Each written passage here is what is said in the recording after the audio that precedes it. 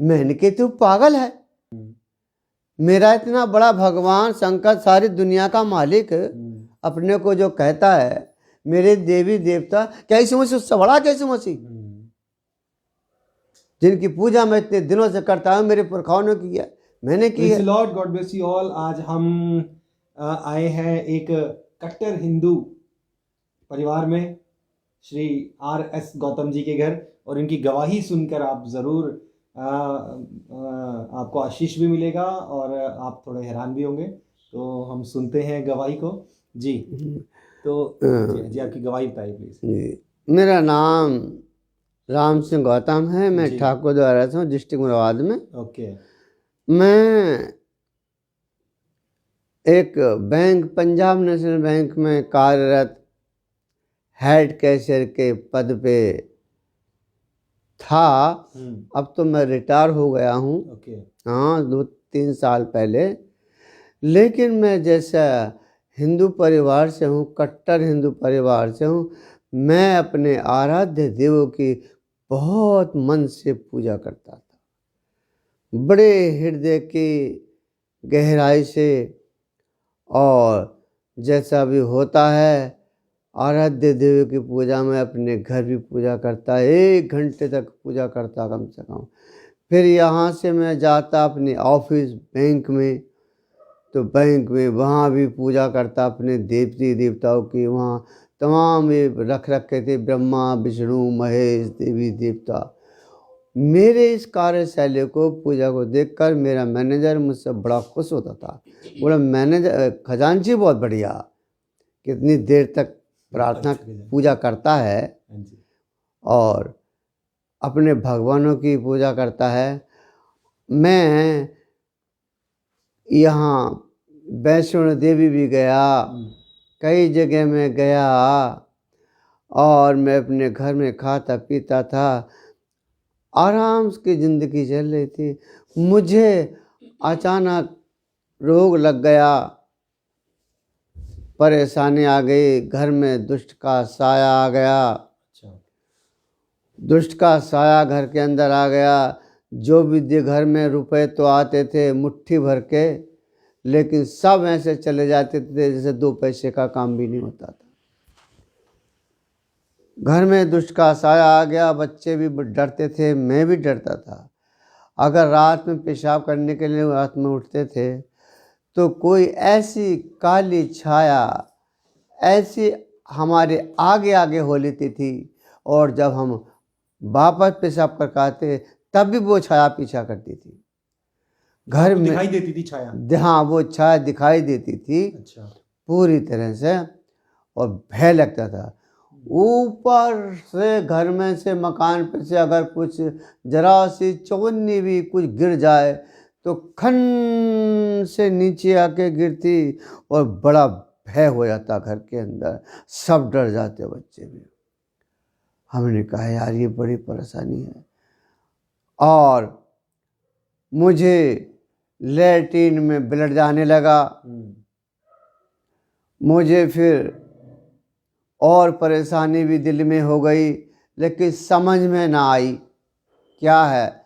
मैंने डॉक्टर से भी इलाज कराया, समझ में ना आया। और इसके बाद में दुख से भर गया।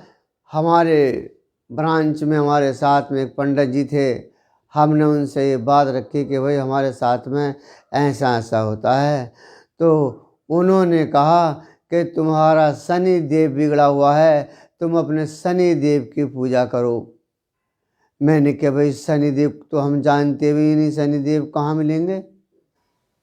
तब एक पंडित से और उन्होंने मिलाया, तो उस पंडित ने कहा शनि देव तुम्हें हम मिला देंगे, ला के दे देंगे। मैंने कहा भाई ले आओ, शनि देव से मिला दो।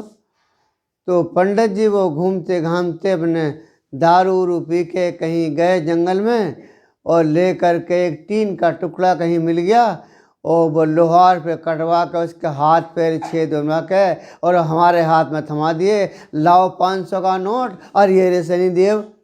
हमने भी हाथ में ले लिए, और उनको देखकर वो बोले पंडित जी इन्हें ताक में रखो और देसी तेल से इनकी पूजा करो, घी से पूजा नहीं करना। टीन के टुकड़े की? टीन के टुकड़े की उसकी। अच्छा। हाँ ने वो टीन का टुकड़ा लिया, शनिदेव माना, उसको ताक में रखा और उसकी पूजा करी शनिदेव की तेल से, तो सारा कमरा जिसमें था सब काला काला हो गया। अच्छा। पूरे में काला काला हो गया, पूरे कमरे में और गंदगी आ गई, मुसीबत घर में और ज्यादा खड़ी हो गई। अब फिर ये चीज लगातार चलती रही, दुष्ट का साया बना रहा, फिर खूब दिखने लगा घर में, और ज्यादा परेशान हो गए। और परेशान हो गए। और बर्तन जो घर में रखे थे अलमारी में, वो अपने आप ही गिरे जाते थे और अपना आप ही खड़खड़ाते थे बिना उसके। डर तो सब बच्चों को लगता ही था, हमें भी लगता। डर का माहौल घर के अंदर बन गया जी। फिर हम एक तांत्रिक से और मिले। तांत्रिक ने कहा कि भाई 5,000 रुपये लगेंगे और आपका जो है ये दुख दूर हो जाएगा। अच्छा। तांत्रिक घर में आया, उसने देखा और देखभाल के बोला 5,000 रुपये लगेंगे और मुर्गा कटेगा, मुर्गे की भेंट देनी पड़ेगी। उसने ला के रात भर में टन मंटन ने क्या क्या किया और वो भी 5,000 रुपये लेकर साफ गया और घर में बीमारी ज्यों के त्यों बनी रही। बीमारी कम ना हुई, लैट्रीन में लहू जाने लगा और सेहत दिन पे दिन गिरने लगी। और मैं अपने आराध्य देव को इन्हें देसी घी का चिराग जलाता और अपने शंकर भगवान की पूजा करता बड़े प्यार के साथ में। फिर मैंने डॉक्टरों को दिखाया, लोकल डॉक्टरों को, यहाँ वहाँ जहाँ तहाँ, मत पूछो कहाँ कहाँ, आराम ना आया। फिर मैं ये चीज़ दिखाने के लिए चंडीगढ़ गया। तो चंडीगढ़ गया तो चंडीगढ़ वाले डॉक्टर ने कहा कि भाई आपके अंदर लहू तो आ रहा है आपके, लेकिन कहाँ से आ रही है ये हमें भी नहीं पता। मैं वहाँ एमडी से मिला, मैंने कहा आपके डॉक्टर ने तो ये जवाब दिया बड़ा निराशाजनक।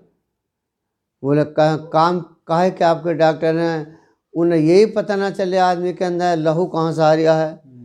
कि भाई लहू तो लैट्रिन में लग के आता है, आपको हमने दिखाया कि देखा है, लेकिन कहाँ से आ रहा है ये हमारी समझ में भी नहीं आया। अब और भी ज़्यादा परेशानी ये चीज़ हो गई। वो जो थी, जो काली थी, जो काल था, जो मौत था, मेरे पीछे नंगी तलवार लिए खड़ी वो काली, बोली कि मैं तुझे नाश कर दूंगी, तुझे मार दूंगी। मैं डर गया। फिर मैंने और वहीं दिखाया चंडीगढ़, फिर दिखाने के लिए मैं गया दूसरी बार। नहीं, चंडीगढ़ में किसको दिखाया आपने? डॉक्टर को। हाँ, पीजीआई में पीजीआई में दिखाया। पीजीआई में दिखाया तो पीजीआई वालों ने बोला कि आपको तो कैंसर जैसी सुविधा वो लगती है हमें। क्योंकि उन दिनों में जब उन्होंने ये बात बताई थी तो मेरे दिल में बड़ा दर्द रहता था, सीने में दर्द रहता था बहुत तेज। वो चीज़ मैंने डॉक्टर से इलाज कराया कहीं, लेकिन कोई हल ना निकला और परेशान दुखी होता रहा। फिर दुखी हो गया। एक दिन मैं मोटरसाइकिल पर बैठ के खाना खा पी के तैयार होकर मोटरसाइकिल पर बैठ के बैग लेके अपना ऑफिस जा रहा था बैंक में, तो इतनी जोर का दर्द उठा मेरे सीने में, मेरी छाती में, कि मैं बेहोश हो गया। मैंने बैग को फेंक के गले में जब फेंक के मार दिया दूर, कि मैं नहीं जाता नौकरी करने के लिए, कि चाकू ला मैं आज अपना प्राण ही दे दूंगा, आज मर ही जाऊंगा, क्योंकि मुझे ऐसी ज़िंदगी नहीं जीना। ये ज़िंदगी मेरे लिए बड़ी नरक ज़िंदगी बन गई थी कि इससे तो मैं मर जाऊं तो ज़्यादा बेहतर है। छोटे छोटे 4 बच्चे, और जब बीवी ने देखा कि आदमी मरने के लिए तैयार है तो बोले कि जी तुम वहाँ होकर तो आओ, बैंक होकर तो आओ, बैंक तो जाओ, हमारा क्या होगा जब तुम आत्महत्या कर लोगे ऐसे। खैर मैं गया बैंक, दर्द होता रहा, जब उधर बैंक से लौटा मैं शाम को बाइक से, तो एक मैंने अपने जहाँ मैं रहता हूँ वही चौराहा है निकट में, वहाँ मैंने शाम को एक पंपलेट यीशु मसीह का लिखा देखा। उसमें लिखा था कि अंधे देखते हैं, लंगड़े चलते हैं, कोढ़ी शुद्ध किए जाते हैं। तो ऐसी एक आज्ञा निकली, उसको पढ़ा और मैं तो सीधा घर आ गया। तो ऐसा बीवी ने बताया कि जी ऐसा कोई पंपलेट लगा है और यीशु मसीह का कोई प्रचार है और यहाँ से 50 किलोमीटर है मुरादाबाद, आप दिखाइए। मैंने कहा तू पागल है, मेरा इतना बड़ा भगवान शंकर सारी दुनिया का मालिक अपने को जो कहता है, मेरे देवी देवता, क्या यीशु मसीह उससे बड़ा? क्या यीशु मसीह जिनकी पूजा मैं इतने दिनों से करता हूँ, मेरे पुरखाओं ने की है, मैंने की है। फिर भी बीवी के कहने से मैं रात को ही 7 बजे बस में बैठा और जा कर के जहाँ प्रार्थना हो रही थी वहाँ मैं प्रार्थना में जाकर बैठा। तो वहाँ जो थे यीशु मसीह का प्रचार कर रहे थे और वो गीत गा रहे थे, सतगुरु यीशु मुझ पे दया करो। ये गीत वो गा रहे थे, तमाम दुनिया बैठी थी, हजूम बैठा हुआ था और हम भी जाकर वहाँ पे एक जहाँ उनका सिंहासन था, आसन लगा हुआ था, एक तख्त के कोने में जाके हम भी बैठ गए। और जब जाके बैठे वहाँ तो ऐसा लगा जैसे शरीर हल्का हो गया। शरीर पे जो 50 किलो का गट्ठा रखा था वो किसी ने उतार के फेंक दिया, शरीर बॉडी हल्की हो गई। फिर ये भी बात मन में सोची, रात को 10 बजे प्रार्थना ख़त्म हो गई। वहाँ से बैठ के फिर मैं अपने घर आया तो रास्ते में मैं ये सोचता आ रहा था, ना तो इन्होंने इंजेक्शन लगाया, ना इन्होंने कोई भभूत दी बाबा की तरह से, ना कुछ किसी देवी देवता का चढ़ावा करा, केवल इन्होंने हाथ रख के सिर पे दुआ करी तो मेरा शरीर ठीक हो गया। और कितने ही लोग ऐसे थे जो गिर रहे थे प्रार्थना करते करते, बेहोश हो गिर रहे थे और इतनी तेजी के साथ में दुष्ट आत्माएं उनको जकड़े हुए थी, रो रहे थे, चिल्ला रहे थे। मेरी भी हालत वही हो गई। लेकिन जब मैं आया रास्ते में तो मेरे मन में ये बात आई, इसमें कुछ ना कुछ है जरूर, मैं इसकी गहराई में जाऊंगा, मैं इसकी गहराई में जाऊंगा।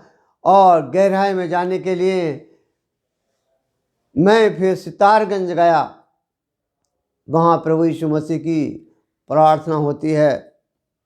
वहाँ जाकर मुझे और सुकून चैन मिला। फिर बरेली गया 2-3 महीने के बाद और मुझे चैन सुकून मिला। मैं बनारस गया, वहाँ और चैन सुकून मिला। और जो दवाई मैं चंडीगढ़ पीजीआई से लाया था, जो मुझे नुकसान दे रही थी, जो मेरे विपरीत थी, वही दवाई गुरुजी ने आशीष की तो वही फायदा देने लगी, वही मेरे पक्ष में आराम देने लगी। जब मैंने यीशु मसीह की प्रार्थना की तो चैन आता गया। फिर वो जो मेरे पीछे खांडा लिए खड़ी थी और जो कहती थी कि गौतम मैं तुझे मार दूंगी, अब मेरे प्रभु यीशु मसीह के सामने उसकी घुटने टेकने पड़ गए। और जब मैंने यीशु मसीह की प्रार्थना की, यीशु मसीह में गया, उसमें गहराई में गया, वो कालवी जो मुझे मारने के लिए जिसने भविष्यवाणी कर दी थी वो भी पीछे हट गया। और आज मैं परमेश्वर की दुआ से बड़ा चंगा और ठीक हूँ। अब आप पूरी तरीके से यीशु मसीह पर विश्वास? हाँ, पूरी तरह से। चलो, प्रभु का धन्यवाद। आपने देखा किस तरीके से इनकी ज़िंदगी मुश्किलों से भरी थी और इन्होंने किस तरीके से आज़ादी पाई। तो ये मतलब सब जो लोग परेशान हैं, मतलब आप ही के जैसे हैं, उनको आप क्या सलाह देना चाहते हो? अगर जिंदगी जीनी है, चैन में सुकून और शांति चाहनी है तो प्रभु यीशु मसीह में आओ।